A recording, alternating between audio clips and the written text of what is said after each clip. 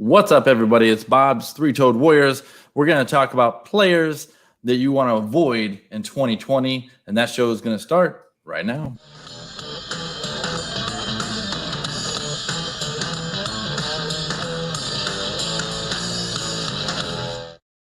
Welcome back. I haven't seen you in like 8 seconds. It's been so long. So it's Word on the Streets, Season 1. It's episode roughly 40. I got to count. I don't know. I think I've lost count. It's been a crazy week. That happens. So we're going to be talking about players that you want to avoid in 2020. Now, there's 5 of us on this show. I'm going to introduce these fantastic guys in just a second.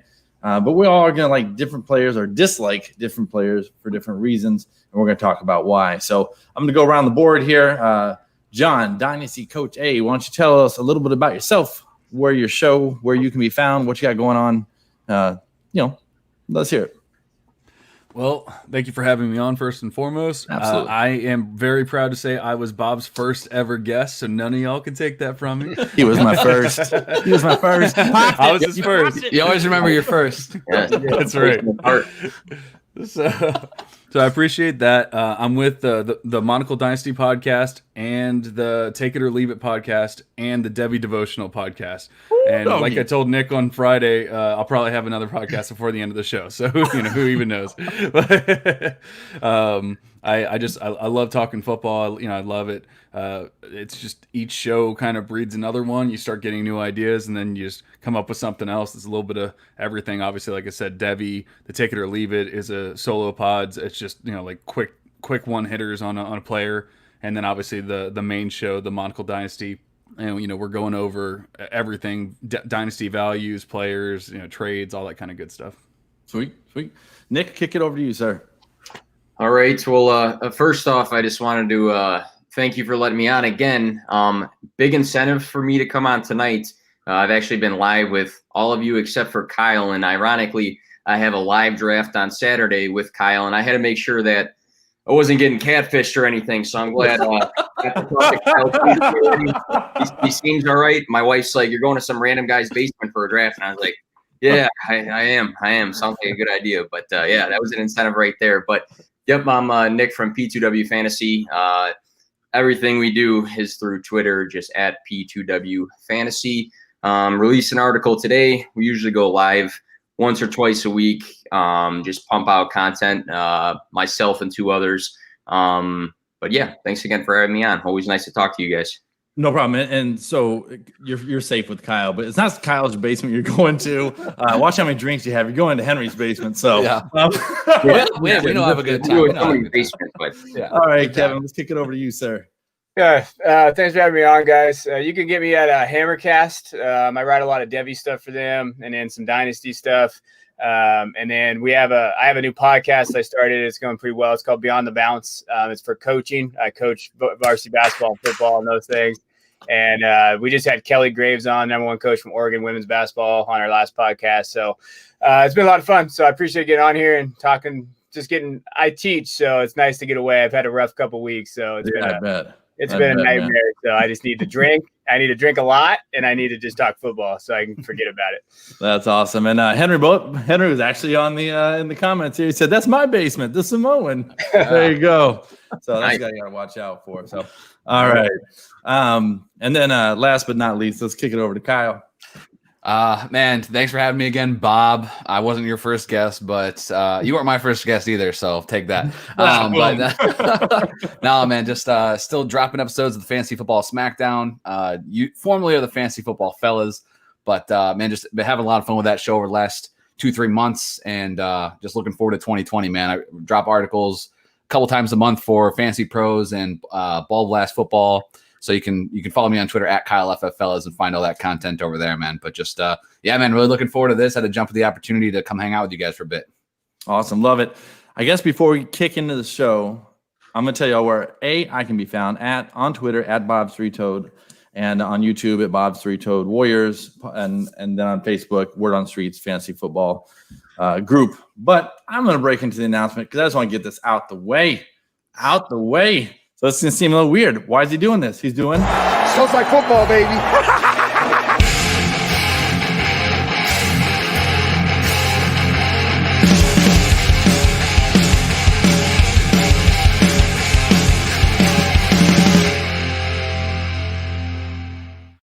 Yeah, boy. Oh, snap. That was a second intro we just did in the show. And that's because starting here in the regular season, Kyle and here are going to join up for a little collaborative. We're going to record our waiver wire and our sit start shows together, the 3 shows during the week. And then we'll simulcast them. I think that's maybe the technical term. I don't know, on both of our channels for those who, follow and listen along on those. We get together, have some good content. We've known each other for over a decade here, working on the second decade. He's not that old. I knew him when he was still in high school. And no, I'm not a pedophile. Thanks for clarifying that. Everybody's still doubting it. They're taking notes. I gotta go, guys. Yeah. Oops. Yeah. So that'll be good stuff. The live streams will continue to be on Tuesdays from now until forever, or until it changes. So, and the replay of that will probably still be on Saturdays, TBD. So that's a little fun announcement we have. And somebody said, "Hell yeah, about time." Yeah, you know it is. Shut up, Henry. All right. So let's get into these players we want to avoid in 2020. Not everybody has finished their drafts yet. Some people still have drafts. Some people made draft picks, might have some of these guys on their team, and maybe they can go trade them for someone better that they should have drafted. So, hey, just some tips there. All right. So knowing which players to avoid in your draft is, to me, just as important as knowing which players to draft is just as important as knowing which players not to draft. Both directions. It's plays in key. You don't want to grab a guy that's just not good for your team. So without using names, I want you guys to just give one reason each why you would avoid a player without giving a name. Go around, John. I mean, the biggest thing for me is usually ADP. I mean, that's, I guess that's like the number one. Okay. I can buy that completely. Nick? Maybe either injury history or maybe lack of volume. Okay. I'm trying to steal one from the other guys here. Kevin? Yeah, for me, it's all about ADP and value, and then where am I going to get a guy at, depending on what he can produce for my team. That's kind of where I'm at. Okay. Kyle? Yeah, this guy's nailed it. It's ADP, man. If there's guys I don't like, but if they're going in the 12th, 11th, or 11th, 12th round, I'll take a stab at them, right? So sure. It's all just value, and there's guys I like, but I hate where their values are at, so I won't take them. Yeah, and I'll add into some of the reasons that cause that value to be off for me are terrible situations, team, quarterback, some things like that.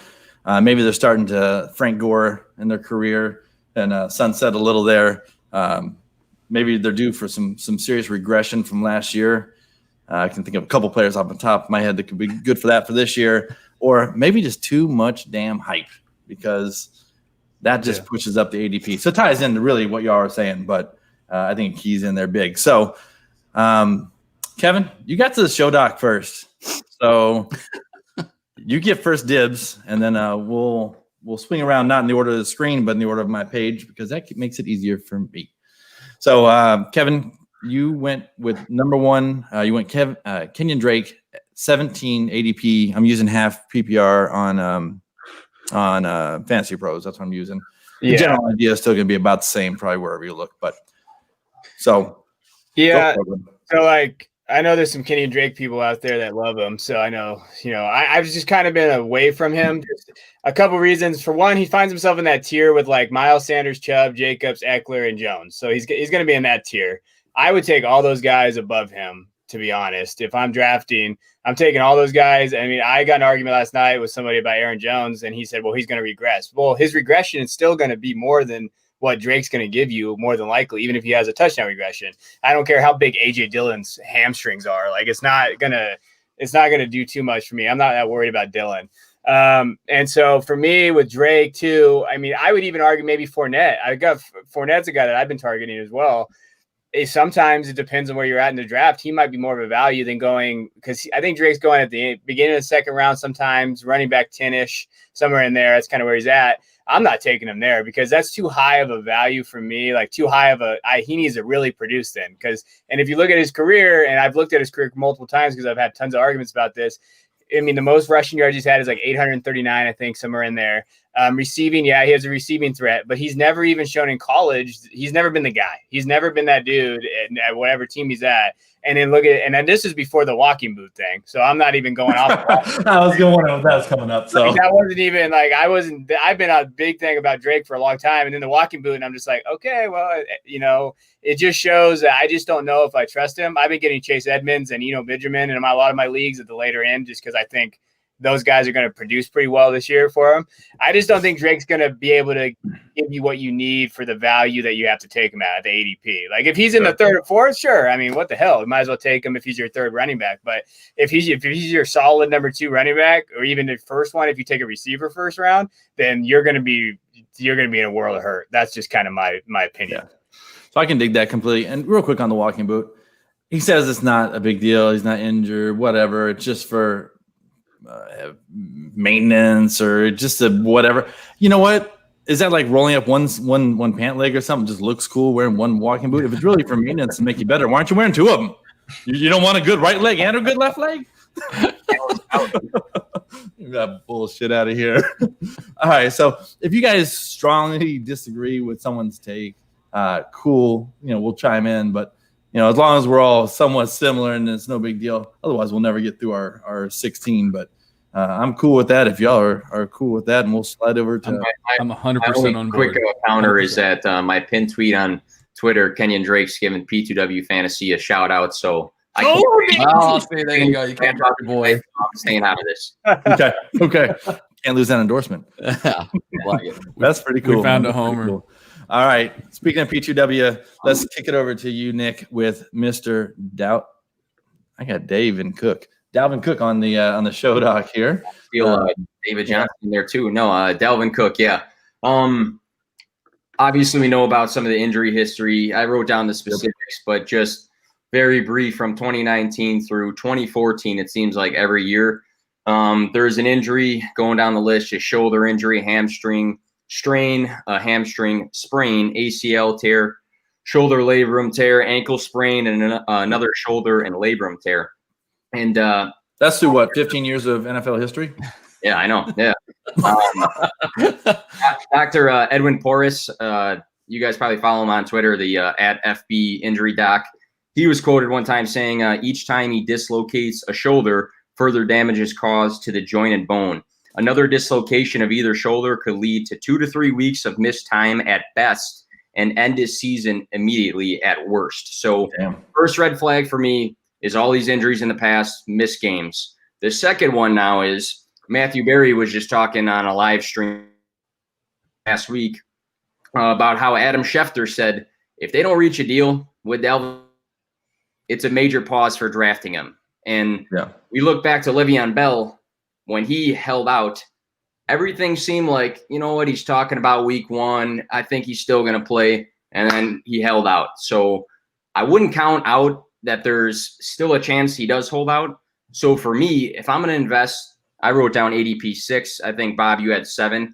It's close enough. Yeah. If I'm going to be the 1-6, 1-7, and I'm going to take a Dalvin Cook with these major red flags for me, and you miss out because he either is hurt or he holds out, that's a major hit and blow to your team, rather than taking a guy like maybe Derrick Henry where you're like, oh, well, he doesn't catch a lot of balls. I'd rather have that red flag than these other 2 I'm talking about. So Dalvin Cook for me, I'm not taking that 1-6, 1-7 draft pick damage to my team with these 2 big red flags. Okay. If you do, you probably want to grab Madison, no? His price tag is hefty too. That's the problem. Yeah, like when you're talking about with some of these other guys that are in the first round, if you want their handcuff, they're going, way double digits. Madison's sometimes going around. I've seen him going around 7, goes around 8, I think in ADP. It's pricey. Yeah, that's another starter you can grab right there. Mm-hmm. Okay, I like it. Let's slip over to the monocle and let's talk about Patrick Mahomes. My wife is watching the show. She's probably going to chime in and yell at you, but that's okay. Hey, you know what? As a fan, not of the team, but as of the player, like I want to yell at myself. But when you're looking at the 15th overall player, I can't do it. When you're talking about 1 QB, if you're talking about super flex or 2 QB, then we can talk. But in 1 QB, I'm not taking a quarterback, regardless of the quarterback. and especially I know I don't want to like. I don't want to put it out there before it comes out, but like I know somebody later on is going to be throwing out a quarterback that is one of my biggest players, like one of my favorite players, and so I'd be taking them much higher, and I would be taking Mahomes much lower. But the whole point is I'll never get Mahomes because I'm not taking somebody at when you have Josh Jacobs, Chris Godwin, CH, Miles Sanders, like those kind of players going behind him. Like I want those players all day long. Like those are the players that are going to win your league. Sure. Patrick Mahomes can win your league if you have those players, but like he's not going to win your league if you just have a bunch of garbage, like we're like Madison and Pollard, in the 7th and 8th rounds, Yeah, because you don't get to take that stud running back wide receiver because you took the quarterback instead. Exactly. Okay. All right. Let's slip down to Kyle and let's just I think you can just say echo, change name. And add this one particular thing you'll probably add, but go for it. It's Lamar Jackson. I mean, it's the same for the same reasons John mentioned. The ADP is just crazy. These guys, Mahomes and Jackson, were league winners over the last 2 seasons because you got them late in your drafts, not because you drafted them in the 2nd or 3rd round.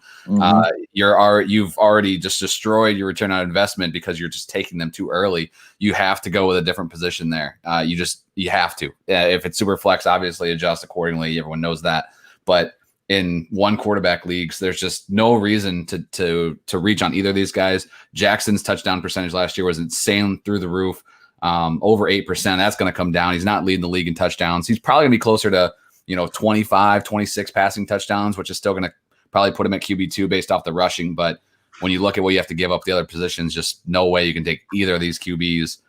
It's hard enough going receiver over those early running backs. You're talking going a quarterback over them, you can get out of here. Yeah, and I'll give you all my favorite 2 stats for Lamar Jackson, the dual threat quarterback, running back. He threw for less yards in the same 15 games as Mitch Trubisky, ouch, and he threw for less yards in 3 more games than Kyle Allen had. Who? Kyle Allen. Damn. So one side, if the running game does go down, you got to hope the passing game comes up. But those running points are worth so much more for Lamar. So I can definitely buy that. Let's go to Bob. Bob, who you got? I've got Derrick Henry. Thank you very much. Hell of a toss. I'm just reading the words. Oh, yeah. Good night, Santiago. He's 6. He's 6 in my book. And much like I can see Lamar regressing, I see Derrick Henry regressing. I don't see him having that huge break-off runs at the end of every 4th quarter and all those big stats he had. I just don't see it being the same for him. He has a capable back behind him that can do some work as well. I think they're going to have to go to more passing games, more passing, slide that way a little more than the running. But I know they do like to run. And there was a report today that, he's starting to catch the ball. Well, there was one of those for David Montgomery last year too. So, not David Montgomery, his predecessor 2 years ago. Sorry, Jordan Howard. Yeah, because he was working on the machine to practice his reception. So, yeah, I don't buy it at all, and I'm going to let him go by to the next guy and take someone else I like better. So that's just me though. That's the whole team for me. Tennessee.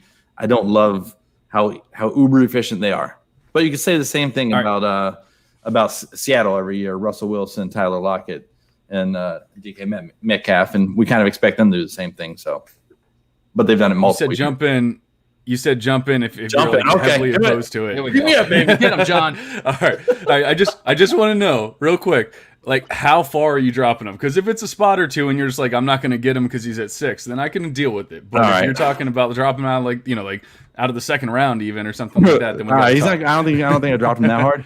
But I will pull up my rankings, and he is damn. I was not friendly. Why don't y'all go on to the next? Well, no, I'll just. Telling me that workout video didn't change your mind, like every other player in the league. Yeah, right. Running back ranking. Didn't you see him running up the hill? I mean, come on. Yeah, these guys lots of hills in the NFL. Fantasy Twitter's gonna be like, that's it. But if there ever was a hill, he wouldn't have a problem with it. That's true. Dang. Try to run up him. Wait, who am I looking for? I'm Derrick looking for Derrick Henry. Thank you. It was your guy. So more points to counter Henry is like what more does he have to do? He didn't catch balls last season, and he was still the running back. I think what he ended up as the running back 5 in PPR, maybe the running back 6. So I mean, you can say you're drafting him at his ceiling, which is fine. But I mean, even if he just catches a few more balls, Darrington Evans is already hurt and has fumbling issues in camp. Now, I mean, I don't want to take that and just be like, oh, Darrington Evans is done. But I mean, the fact that he's hurt, it definitely doesn't help anything. And I mean, they got rid of Dion Lewis. Darrington Evans, if you look at his profile, isn't really a receiving back. So I think at the very least, like, they learned their lesson in not using Henry properly. And I mean, that might not mean that he's going to go out there and catch 70 balls this year or anything like that. But I mean, he caught like 19 last season. So if he can just catch 30, that's going to be a pretty decent jump for him. And we've seen that he can take those to the house and score, 90-yard touchdowns on them. Now, you're saying that you don't expect that to happen, but when you have the 247-pound, behemoth running at you, you tell me you're going to stop him on a 90-yard run. That's scary. I get it. I don't know what the hell just happened to my sheet. All the numbers are gone. I had him in the second round. So, not out of the second round, but I had him into the second round. And we'll move on, and when I find it, we'll come back to it because I don't want to stall the show for this. I'm stalling, guys. You got me sweating on the ropes. We'll go back to Kevin and David Johnson. Yeah, I don't want David Johnson on my team. He just like, I'm not wasting a pick on him. I just think that he's burned so many. I mean, he burned me 2 years ago, but I don't want him where he's at. I just don't want to deal with it. I mean, he's going to have plenty of volume in Houston. I think if he stays healthy, he should be pretty good. I just worry about him staying healthy. I'm just concerned with, he looked pretty done last year. Like when you watched him play, he just doesn't look like the same running back that he has been in the past. And so when you're looking at his ADP and value and stuff, I'd rather take, Mark Ingram. He's getting looked. I know I'm a big Dobbins guy, but Mark Ingram is still there. And I would still probably take Ingram.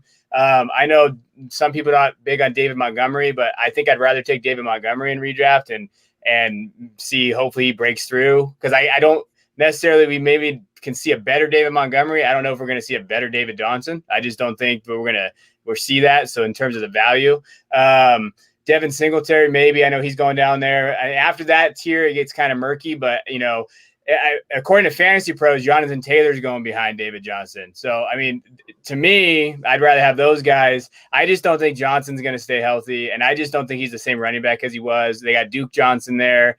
I saw something funny on Twitter. They're like, people are going to love when they see Johnson score a touchdown, but it's going to be Duke Johnson, not David.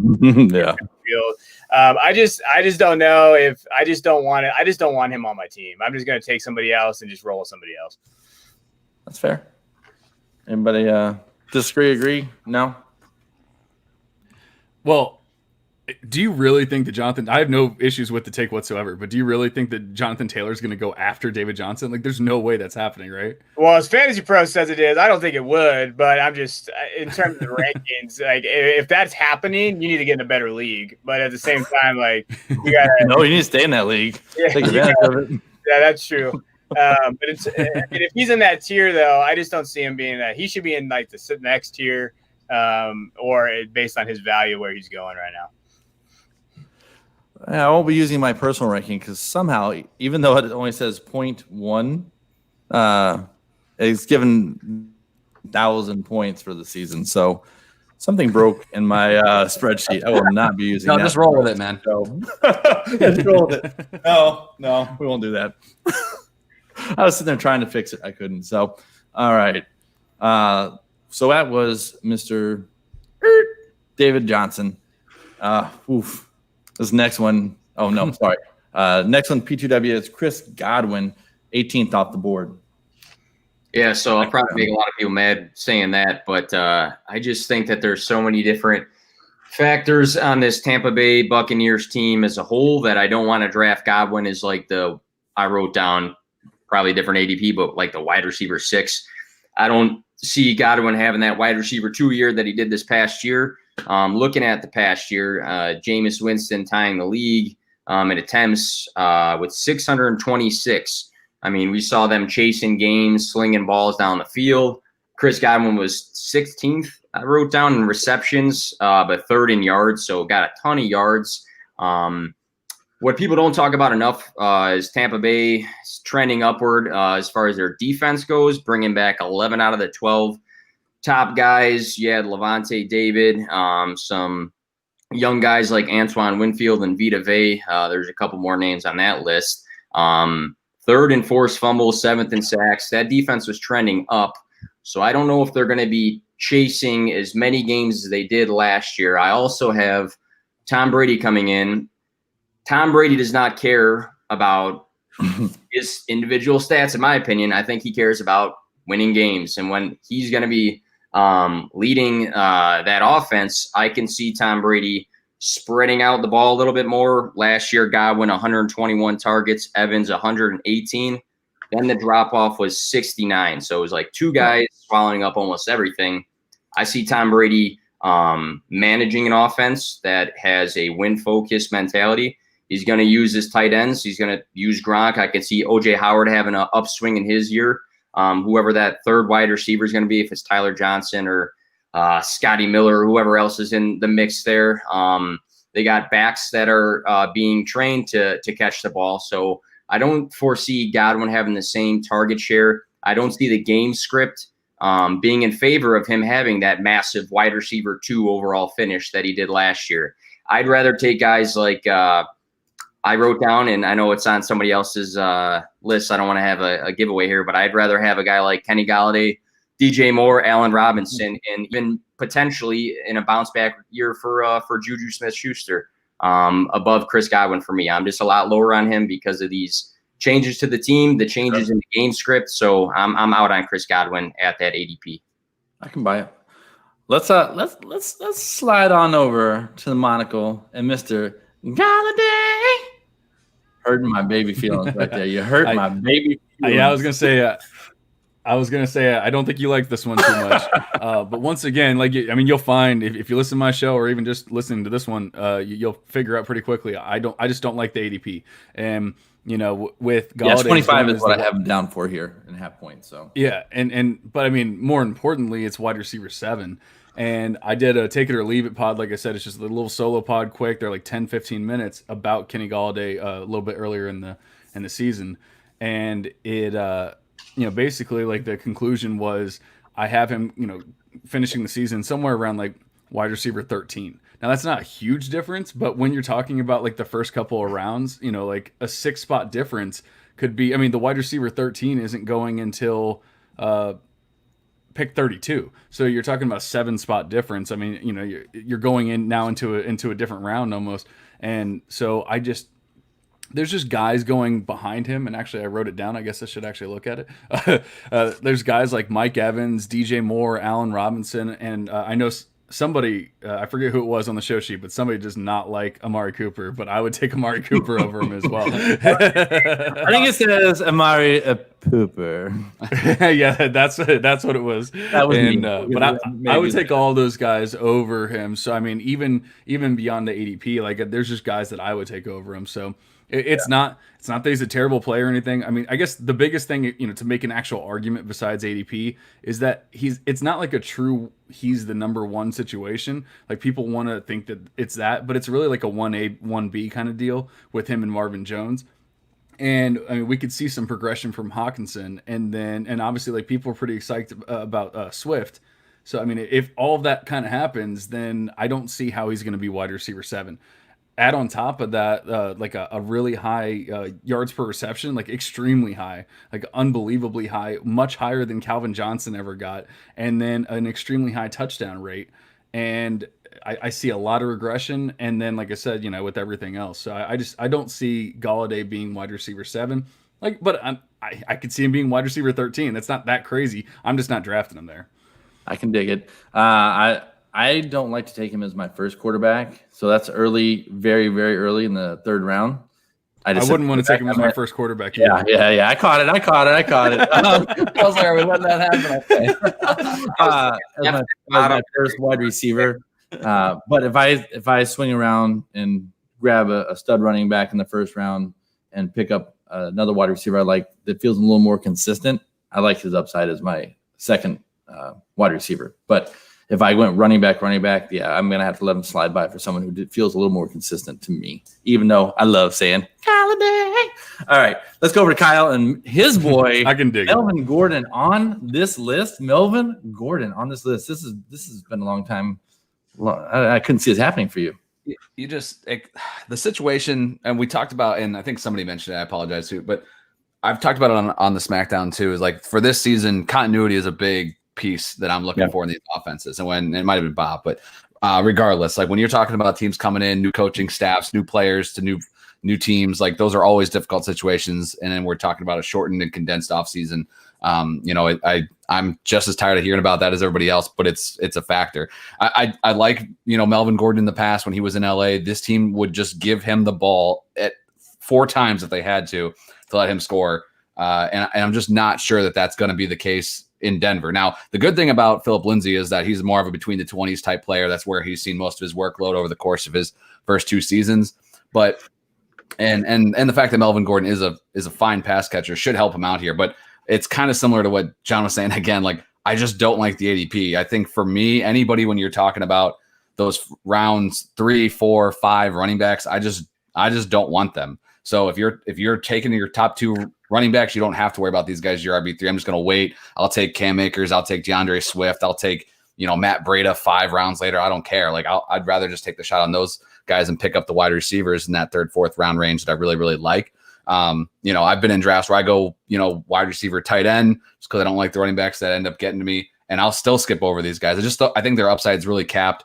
And when you're drafting those guys, to me, it really feels you're like, I'm just filling a roster spot. And at that point, I won't draft like that. So for me, Melvin, I think is fine. I think he has a okay floor because I think he will see some receptions and the goal line work. I'm just a little bit worried about, the yardage being there and this offense not being as good as what he's seen in LA in the past.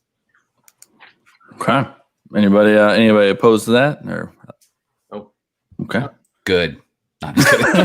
Boom. It hurts, dude. I love Melvin, man. He's been my boy for so long, and I know that's why I said that on the touchdown regression every year, and it never happened. But I think this might be the year. Finally, just new place. It's going to be too many question marks. Yeah. Too many question marks. All right, I'm sliding over to a wide receiver here. I'm going with Odell Beckham Jr. The diva himself, Landry, assuming he's healthy. Okay, sure. Hooper. And a team that sounds like they want to run the ball with 2 stud running backs on the field, although one might be getting out there in the passing game some more. I think he has a hard time etching out the play he needs to be worth the draft pick, although you can kind of get him late. I have him draft wide receiver 18, and ADP has him going around 27. So I guess, it's probably not bad there. I still fear taking him, even though I have him statted out to finish that high. I still fear personally taking him, just because that seems a little. You have him at wide receiver 18. I do. If my crap is right, my running backs are still jacked up because, because Nick Chubb is going to have 15,000 points. You heard it here first. You heard it here first. Yeah. Mark it down. Beckham is 27th overall. That makes him wide receiver 9, though. And, so, yeah, I still don't like him. To me, that is extremely rich for a guy that is going to be in an offense we don't know. What you're saying. Yeah, exactly. Yes. Which is why I won't be able to get him because I have where I have him. Yeah. Yeah, I'm with you. I'm with you on OBJ. He's a name at this point, and some of the people that don't pay as much of attention, like they're going to look at the name and they say it's OBJ. I got to draft him. And don't get me wrong. I think he's actually going to be better this year than he was last year. But it's still going to be a low volume offense. So I don't know that I would be, drafting. I'm definitely not drafting him at wide receiver 9. There's no way. That's essentially drafting that as absolute ceiling, I would assume. Yeah. And I don't want to do that. Yeah, I definitely get behind that and agree with that there. Let's head up to the top with another one of my boys, Tyler Higbee. Yeah, so Tyler Higbee, I think for me, he kind of lands in that no man's land in the draft. Yes. The area I don't want to take a tight end at. So, that's why I kind of, when I look at those guys like Waller, Ingram, Henry, Higbee, they're all kind of the same in terms of, do I want to waste draft capital on a tight end like that? I think the tight ends are deep, like we've kind of all said and talked about. But if I'm not getting Kels, Kittle, or maybe Andrews, it just kind of depends where Andrews gets taken. I'm not going to get a tight end until I go all the way down to like Hawkinson, who I think is going to be better as long as his ankle's okay. My boy Jarwin, if I can grab him later. Or even, some of those other guys, Noah Fant, those type of guys. I would just much rather take better players in that 6 to 8 range, the rounds, wherever it tends to go. And then I would just grab a running back or a wide receiver because I feel like there's more depth at the position for tight ends this year than there has been in the past. I'm not a big Jared Goff guy. That's not my guy at all. That's my boy Nick's guy. That's not my guy. Nick's like, yeah. I feel like, I just don't see it. I don't know if, with the talent there, Akers is going to be there. Everett's back. He's not injured. And I'm not a big Everett guy either. I'm not on that bandwagon. I just think the targets may not be there for him.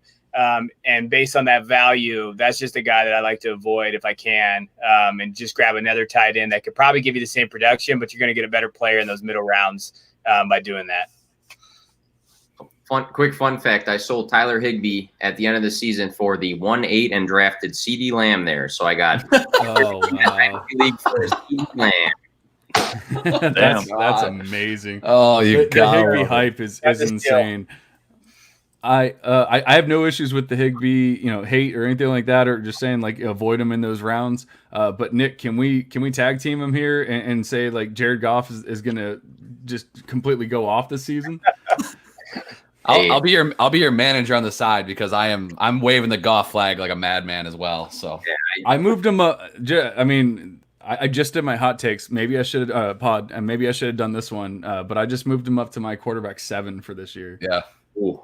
I don't have him that high, but I do have him pretty high. Everybody who talks about Cooper Kupp's going to be great and Robert Woods is going to be great. And then the guys that do say Tyler Higbee, because I'm on board with Kevin, I'm not going to say he's going to be anything like he finished. But if you're so high on all these targets, then the quarterback should be good. But again, I don't go against Kevin being against Goff because we've seen like some mediocre play, but I'm on with Goff in 2020. Yeah, I hear you. We got something here. Hang on. There we go. I got out of his date. Hey, there we go. And he said, "What's up, guys?" Yeah. It's one of our league mates from another league. Boy, getting away, man. The other thing about that, when people like talk about Jared Goff, like I'll totally admit it. Like I don't really like Jared Goff that much either, but I love Sean McVay. So sign me up for whoever the hell his quarterback is. Like I don't even care.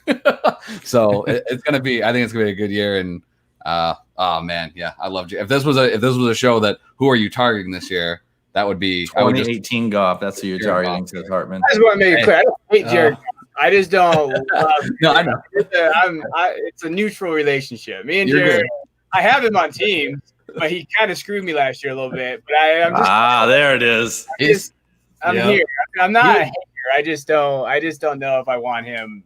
I don't know if I value him that high. But I mean, Daniel Jones is going ahead of him. I don't know what you guys think of Daniel Jones technically on Fantasy Pros. So I could see him going ahead. I don't think I'd take Jones over Goff. Like I like Goff. I just don't like him in that upper tier. Goff was like Team Pepto-Bismol last year. Like the dude had some monster games, would win you weeks, and then just come take a dump on your front lawn. The next week. So, I mean, that guy was until they went to 12 personnel. You look at those last 5 weeks. I hate to keep pimping my own pod, but I just did another take it or leave it on Jared Goff, and I went over all this, and like once they switched over to 12 personnel, 2 tight end sets, he was one of the best quarterbacks in the league. He was averaging, I think it was like 21 points a week or something around there. I don't know. I can get behind Kevin saying like, okay, as long as he has him above Daniel Jones, then I think we're fine. But I don't have him below. It's not. I like to win. Right. I don't like to lose money.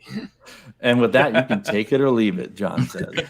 Okay, exactly. So we're going to slide over, and I feel like this conversation will be similar to the last one, but different. We're going to go to back to Nick, and we're going to go with Rob Gronkowski. Gronk. Easier to say. Gronk, yeah. I didn't even realize until like about 2 minutes ago looking at my notes that I had 2 Buccaneers on here. And to be honest, I've been a Buccaneers fan since 2020, so I don't know why I got 2 guys on here. With Gronk, I wrote down ADP tight end 9. I've seen him in leagues, like home leagues, go kind of early for tight ends. 2018, 13 games, 2016, 8 games, 2013, 7 games, 2012, 11 games. Those are some of the game splits he's had. I foresee him being like that Jared Cook. Like maybe he's not getting 6 receptions, but he's going to be heavily touchdown dependent for the Bucs. I also can see him being a decoy at times. All eyes are on Gronk in the red zone, and they're not even targeting him. So I think a lot of guys are drafting for name recognition versus what he's going to give you. I'd rather draft later and take like a TJ Hawkinson, Mike Gesicki, Jonnu Smith, Chris Herndon, Irv Smith Jr. I'd rather go with one of those guys than like pay for Gronkowski just to be like, I got Gronk back and we want, the Hall of Fame Gronk. I hope he's going to be that Hall of Fame Gronk. I just don't think it's going to be the case. And I see him more as a decoy than a field threat on a consistent basis. So I'm out on Gronkowski and not the Buccaneers for whatever reason. So I don't think we need to beat that. I don't think we need to beat that up more than his body's been beat up over the last several seasons. So well done. And we're going to keep beating the same drum. 3 damn tight ends in a row. Mark Andrews. Do we have any more tight ends on this sheet? Can we wrap Mark Andrews and Derek we actually do this together? Because I think it's really about the same theme, or can we add our extra bullet points? Jared Cook, the argument for that is already what was said. I mean, ADP. So that's it. Done. All right. So there, Kyle's fourth one's done. Boom. Go. Let's go back to Mark Andrews then. It's the same thing. I mean, it's not even necessarily you can draft them there, but you're drafting them over all these guys: AJ Brown, Leonard Fournette, Cooper Kupp, Jonathan Taylor, Tyler Lockett, Keenan Allen. I guess technically it is the ADP, but I just you can say whatever number you want to say. I just don't want to draft them over those guys. You want to fill up those. You need one tight end. You need multiple running backs, wide receivers. You want to take advantage of those and just take a shot at the streamer later. I feel like we all are, at least in this group. I want to grab my tight end like round 13 or later. Right. That's basically what I'm looking to do. I love Travis Kelce, but I will not pay his price. I don't love Kittle as much as most, but I'm definitely not paying his price. And then I'm definitely not paying Mark Andrews tight end 3 and 35th overall. And I already named the players, so yeah, I'm not doing it.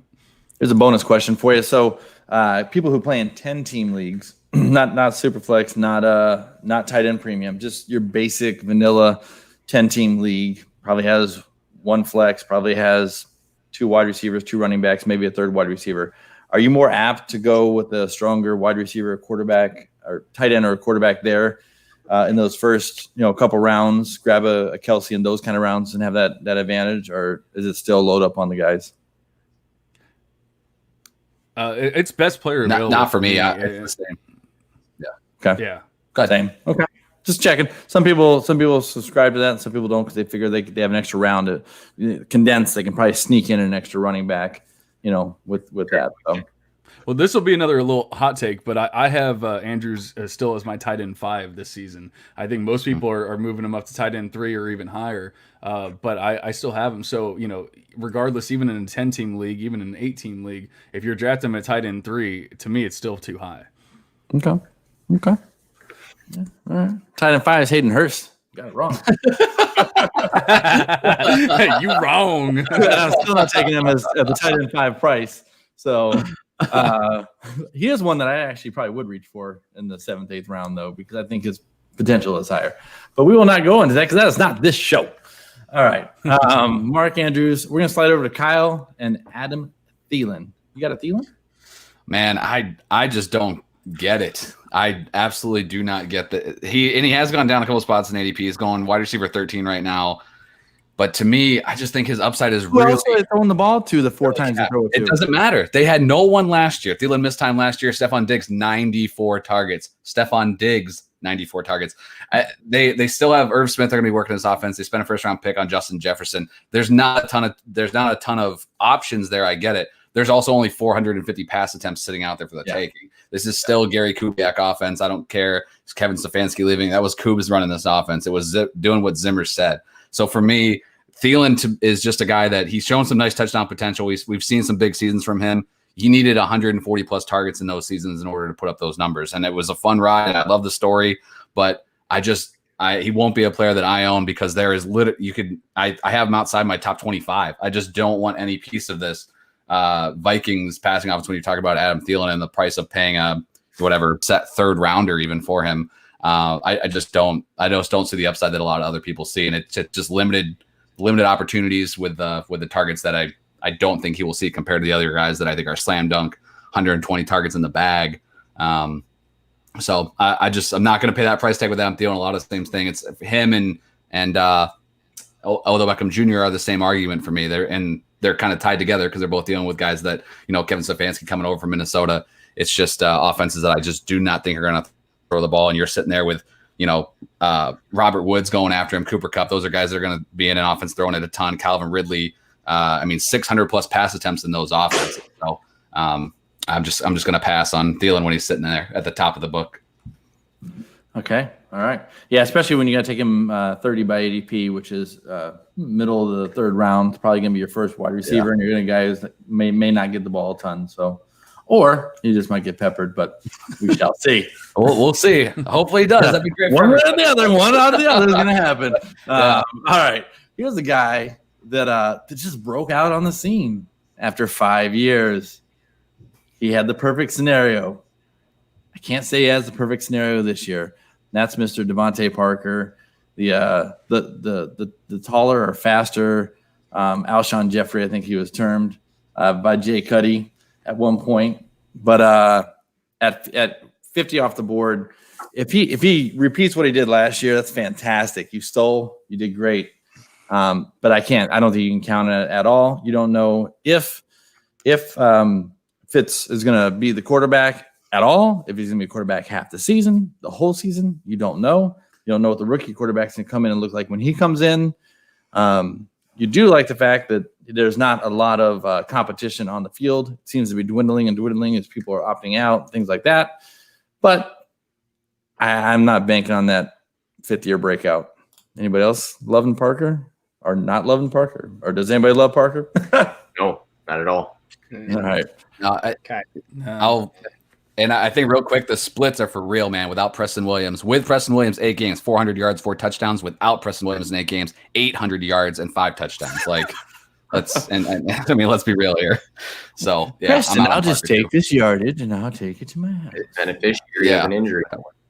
Yeah, exactly. So keep an eye out for him on the waiver wire. Keep an eye out with the quarterback situation, and just don't draft him. That's all. Just don't draft him. All right. I'm going to go back up to the top and let's see if Kevin doesn't get beat up as much this time as last time or 2 times ago. Whatever that was, I don't know. Got a little bloody for a minute somewhere in there. But we're going to go with Amari Cooper at 31 off the board. Yeah, so this isn't actually really about ADP to me. It's just about I worry about his lack of consistency. Yeah. There's some things that kind of popped out to me when I was looking over Cooper, and I don't really own a lot of Cooper anyway. But for one, Michael Gallup averaged more targets than he did last year. That kind of makes me nervous because they add CeeDee Lamb. So obviously, and I love CD.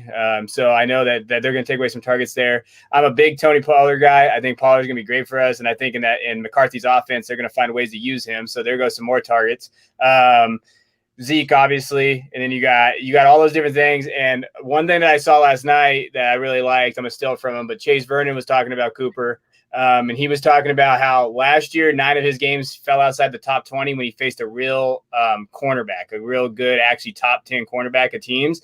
And so when you look at our schedule this year, which it makes me sad as a Cowboys fan, but we're playing the Rams. So you got Jalen Ramsey. You're going to have the Seahawks. You're going to have the Browns, Denzel Ward. You have the Cardinals. You have Steelers, Ravens, the Vikings, the 49ers, and even the Falcons and Eagles. They all have great shutdown corners. So what worries me is Cooper is going to really struggle in those games, and there goes his consistency again. So you're drafting this guy probably as your wide receiver 2, I'd assume, probably wide receiver 2. And there could be 9 or 10 games where you don't know what you're going to get out of this guy in terms of targets, target share, volume, especially with the athletes around him. He's got CD and all those guys. I love Dak, and I'm a Cowboy guy, but I just don't know if you want to draft him just because you just don't know what you're going to get for him. I'd rather get Galladay as my second receiver, even DJ Moore, if you can get those guys like around there. And I just not a big fan of Cooper. I just don't know exactly where you would want to maybe take him. Best ball. Next question. Oh, damn. John's shaking his head no. No.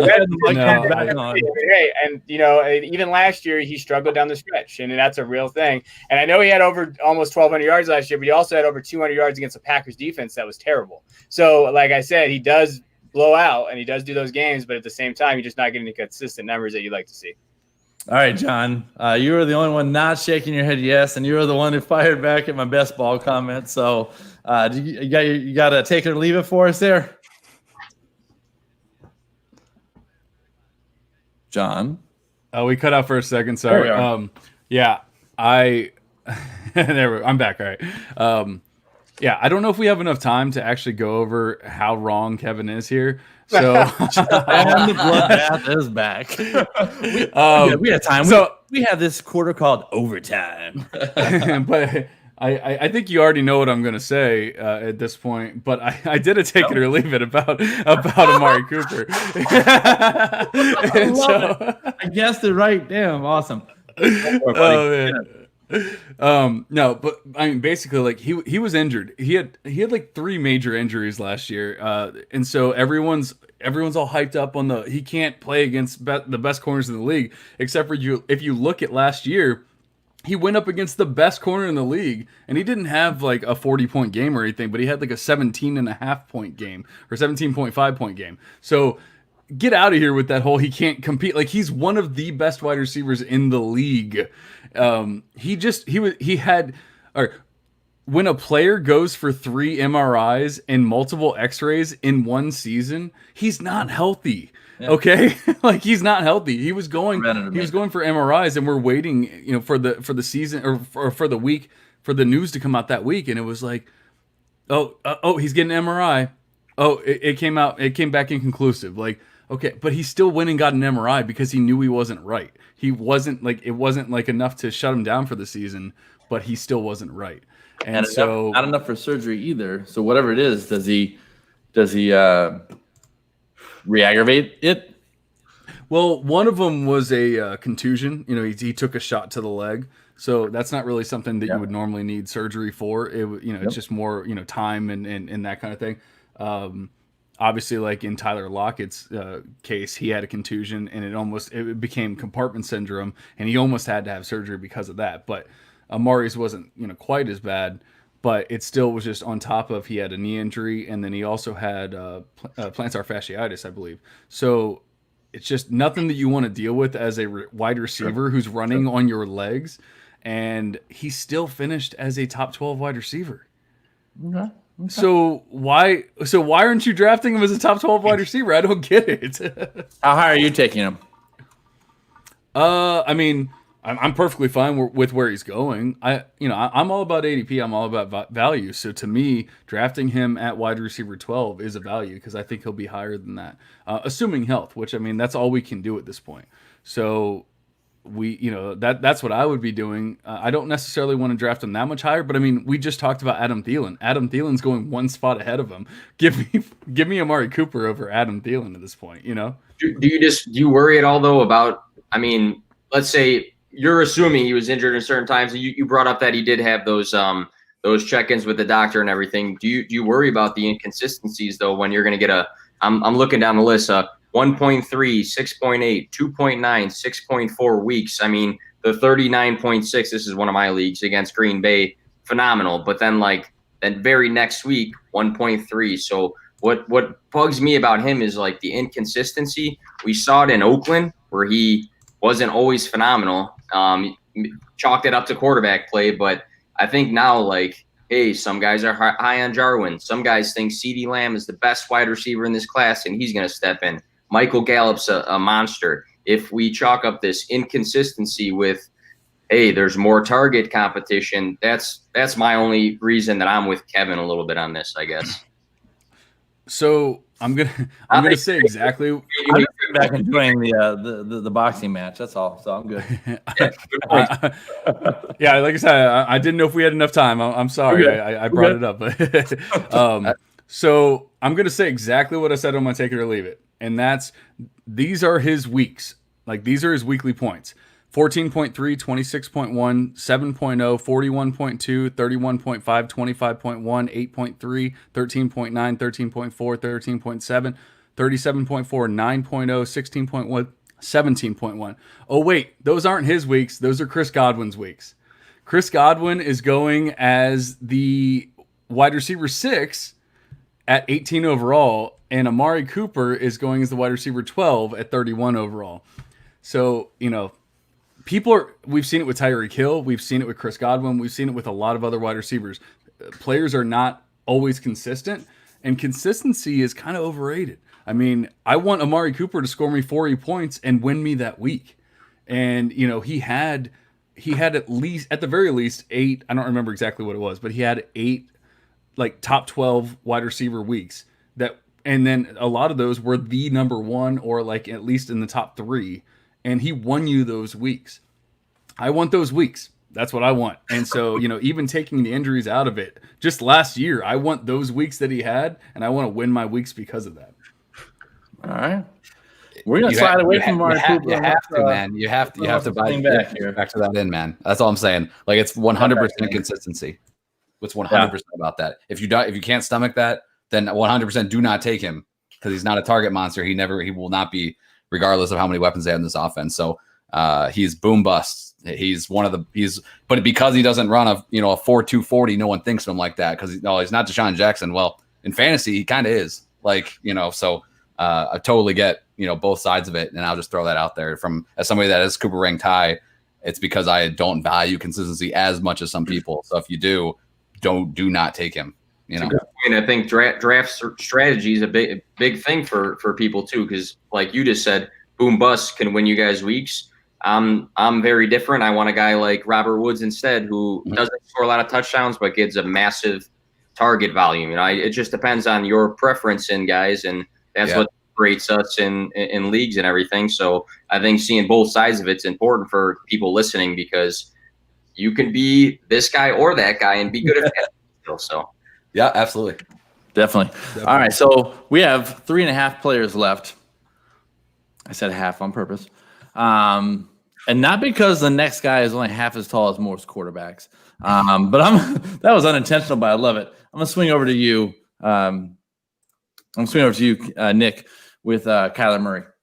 I can't make that joke because I'm like 5'9". So yeah, I was wondering as I said it. I'm like, I'm gonna take some flack for this, maybe. But. So Kyler Murray, I think I got him. I think I have him like 6 or 7 I think I have him 6 for 2020.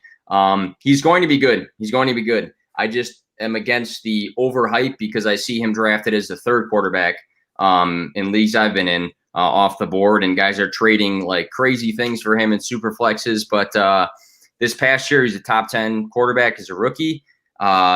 Here's some of the things I wrote down that are some red flags. Obviously, he has DeAndre Hopkins now. I think that's where he got even more hype. But 6.9 yards per attempt, 15th in the league for yards, 24th in completed air yards per pass attempt, 26th in completed air yards per passing completion.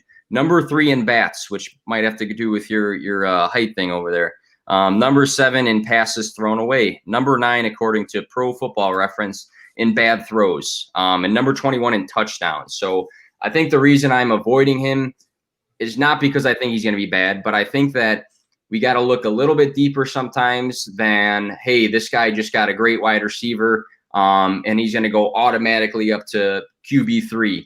Look at Baker his first year, and then look at Baker the next year. I'm not comparing the two because I cannot stand Baker Mayfield, but I'm saying with Kyler Murray, I just have him behind Dak Prescott, Wilson. I even have him behind Stafford in my rankings. And I'm not buying into him being the number 3 guy off the board for drafts right now. And I think that just because you add DeAndre Hopkins doesn't mean that DeAndre Hopkins is going to have DeAndre Hopkins targets and they're going to throw the ball as much as you're expecting them to just because they had one wide receiver. So I think he's going to be good, but I don't think he's going to be as good as the hype has right now. So that's just me, and I'll probably get a lot of stick for that. But I think we'll go easy on you. So here's a question for you. If you are a guy who doesn't like to stream, you don't want to pay the top 2 price, are you willing to take the Dak, the Kyler, if you can get him in the 4th round, and hopefully not have to stream the whole year. If you're the guy that doesn't pay enough attention, you're probably not going to win anyway. But if you don't pay enough attention that you want to sit there and stream, is that 4th round or 5th round? No, he's ADP is 5th round right now, 55. Yeah, so that's middle of the 5th round. You've already got 2 quarterbacks, 2 running backs that are strong, and you can grab a solid 2 running backs, 2 wide receivers that are strong, and you can grab a solid quarterback. Nobody's buying in. I mean, I'm not doing it myself, but no, I think I actually started the whole late round quarterback thing before it was actually cool. But I mean, obviously Zach Reason actually. Yeah, maybe, I mean, I'm not saying I put it out there. I didn't even have a pod at that point. I'm just saying I started doing it. Sure. But that being said, I have Kyler Murray, and once again with the hot takes, I guess that's what I do. I have Kyler Murray as my number 1 quarterback this season, and so you will take him in the 5th round. I'm taking him in the 5th round. Yeah, I'm you're talking about the 4th, the 3rd, maybe not. And in Superflex leagues, he's going at 9th overall, and I'm not taking him there. But in the 5th round of a redraft, yeah, I'm probably going to take him there. Yeah, I can see what you're saying. I don't usually do it, but I'll eyeball a strong quarterback in the 5th, 6th round if they're just sitting there and it just seems like a steal of a price. And because it gets a little garbagey in that 5th round, there's some good stuff around it, but if you can lock up a stud, a little tempting sometimes. A little tempting. All right. Definitely. We have 2.5 players left on the board. We have Mr. Hype Man himself, Mark Ingram, over at Monocle.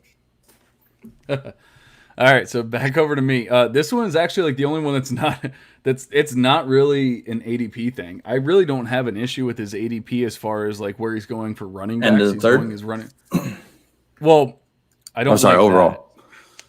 Yeah, running backs, for running back 22 is where he's going, and I don't hate that, but I have a feeling he's going to start off hot and then he's going to fade away as J.K. Dobbins takes that. J.K. Dobbins is one of my biggest, even in redraft. I want to draft him everywhere, redraft, dynasty, best ball, anywhere, literally, and so. Basically, what I'm seeing is you're drafting him at running back 22, and yeah, he might end up as the running back 22, but towards the end of the season, he's not going to be giving you anything remotely close to what you want because J.K. Dobbins is going to have taken over that backfield, and so that's kind of my whole point. Sometimes it's not about I said that my big thing is ADP, but sometimes it's not about the ADP. It's necessarily what do you feel like they're going to do throughout the season. And so I don't see him being the number 1, the lead back in that backfield at the end of the year. And guess what? That's when we're playing for championships. So that's what matters to me. Okay.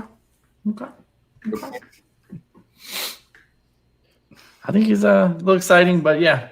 If you don't have him at the end of the year when you need that championship, unless you grabbed his backup, you might be in some trouble.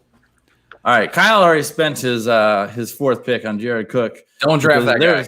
There was just too many cooks. Too many cooks. So that happened. What a dumbass thing that is. Nobody gets it because it's so stupid. All right, never mind. If you need anything to waste 10 minutes of your life, just YouTube too many cooks. Everybody's on YouTube already. Too many cooks. Put it in your queue.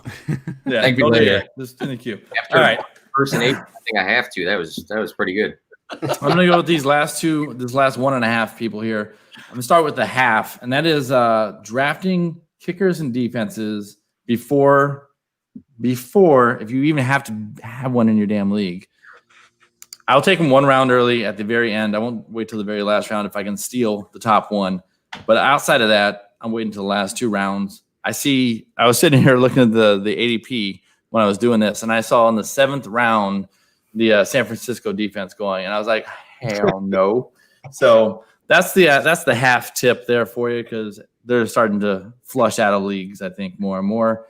And then my last guy, Raheem Mostert, also known as Raheem Nostert, because you're not going to start him on the right week. Now, don't even shake your head at me. I'm sure you did a take or leave it on it, but I don't doubt for a second that he is uber talented. I don't doubt for a second that he's on a team that wants to run the ball all damn day long. I don't doubt the fact that his old butt can do it. What I doubt is, will they use him consistently? Will they throw Coleman in there? Will they throw the third back in there? Whose week is it going to be? And that's a rough guess. And that's what annoys the piss out of me. Anybody disagree with any of that? John? Anyone else? First? Anyone else? First? Yeah, I've talked way too much. Let somebody else. I don't agree that if he's uber talented. I mean, yeah, the NFL misses, but 5 teams that they all missed. It's Kyle Shanahan offense. It's kind of the same thing I joked about with Jared Goff. Like, it's a perfect run scheme. It's a team that's dedicated to running the ball a ton. So talent wise, I don't think he's that. I don't think he's an extreme talent. Give me Tevin Coleman 5 rounds later with this, in my opinion, the same amount of upside with the same amount of question marks, and I'll take that dart throw and see what happens. But same coach. Yeah, I'm not a Mostert guy. He's in that range with the Connor, Bell, Gordon, he's right on the edge of that. Like, I'll see you later. I'm drafting right. Yeah, so I'll take Connor all day over him. I'll take the guy who should be the main running back, if not the only running back in a team that loves to use a workhorse. Granted, he might get hurt and not stay on the field, but I'll take that over a guy that may not play that week. Mm-hmm. If Connor is 100% healthy, you're not worried about McFarland or Snell. Right. Exactly. Yeah. Mostert, I mean, they got all these running backs on their depth chart that we've seen in the past be pretty good. I mean, there's probably 10 running backs on that roster right now. I mean, don't forget use check. That's going to be like what John said before. Could be a boom or bust thing. If you hit it, you hit it. But if not, you can be in some trouble for taking them kind of early. So yeah, it'll probably be like Sammy Watkins on your bench in week 1, then put him back in week 2. That was the problem. Go ahead, John. Beat us up, buddy. I see the mic's back on. He's ready to go. I'm not even gonna beat you up. I'm just gonna. The only issue I have with it is you're talking about James Conner versus Raheem Mostert, except for James Conner's going at 42 overall and Mostert's going at 60 overall. So, I mean, you could easily go stud running back, stud wide receiver, Mostert. And at that point, you have Mostert as your third running back or your flex spot, and you have, at the very least, 4 studs and then Mostert. So it's not like you're drafting him as your running back too, and that's the only issue I really have with it. Sure. So I'll flip off that, and I'll say you are correct there. There's a 2-round difference in those two. Sorry, I'll take Robert Woods. Tier of running backs, I'm not touching. That's sorry. Okay. I'll take Robert Woods or Terry McLaurin 2 picks earlier, or probably even Dave Montgomery or Devin Singletary 2 picks later. I think it was Kyle that said it earlier, but that's where I want to be drafting my wide receivers. So I don't even hate you saying that I don't want to take Mostert because that's around where I want to be taking my wide receivers anyway. Yeah, so it's not the end of the world, but comparing Connor and Mostert, I wasn't happy with that. I was using the data I had quickly in front of me. No, I get it, man. Sometimes, honestly, there's times where you look at it and then 30 seconds later you look at it and wait, something changed. It's nope, I just had another drink. That's all. Oh, damn. I didn't know that gap, to be honest with you guys. That's a huge gap. Yeah. It's only 2 rounds, buddy. It's only 2 rounds. It's only 2 early rounds that matter. All right. Well, I think that about does it.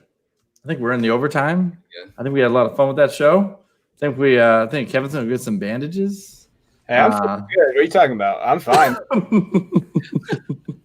He's buying a Jared Goff jersey for next week. I need him to do well. I need him to win. The only problem in that league, I have Trubisky as my second quarterback. So I'm. My life. That league, I'm rebuilding. That's what I would call it too. It's all good, man. All right. Well, somebody just threw out a fun damn fact that we're going to end the show on, and that fun damn fact is that there is football in 16 days. Let's go, gentlemen. And if you're listening to the replay, that's only 12 days away. That's freaking exciting. Before we go, gentlemen, before I have you guys depart, Jay Hart says, nice show, guys. Wish I could have seen it all. And fun show says, Jaden Cupers. That's your buddy, isn't it, over there? John? No? Somebody's buddy. Not me. So. Show.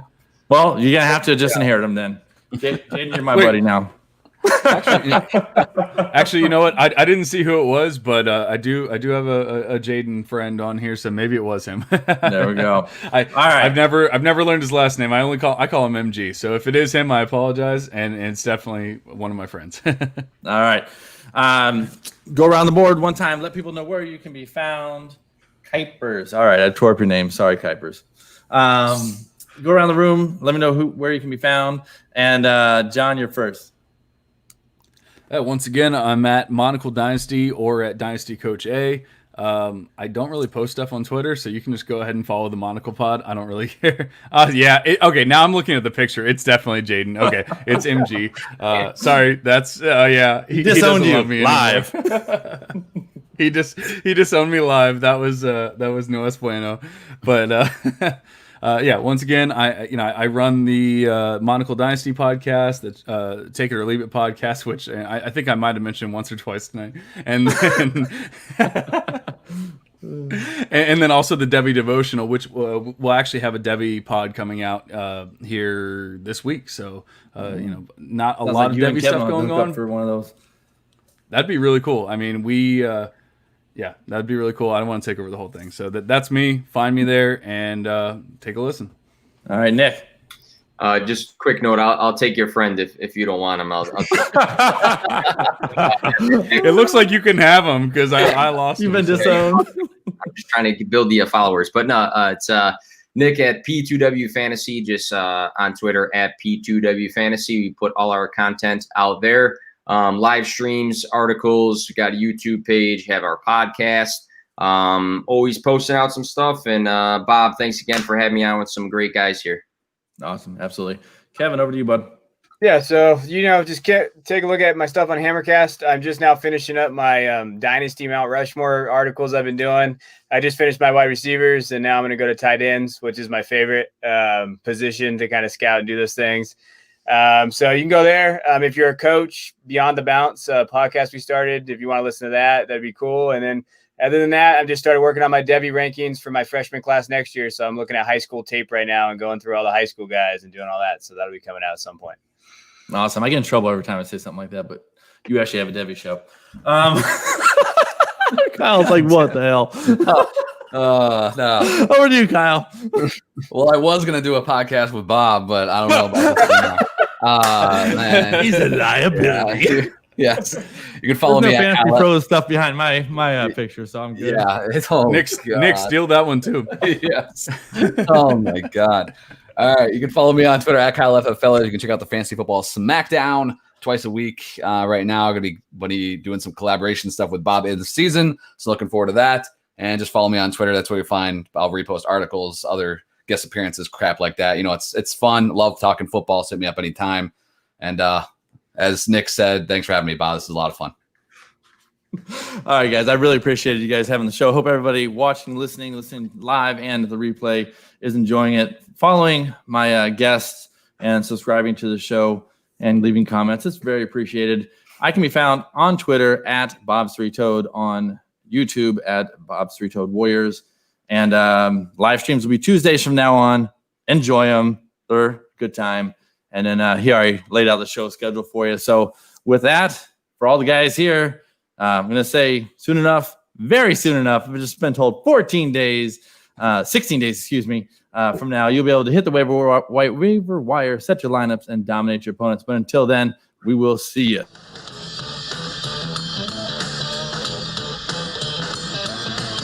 Some amount of days. Hashtag math on the calendar. What?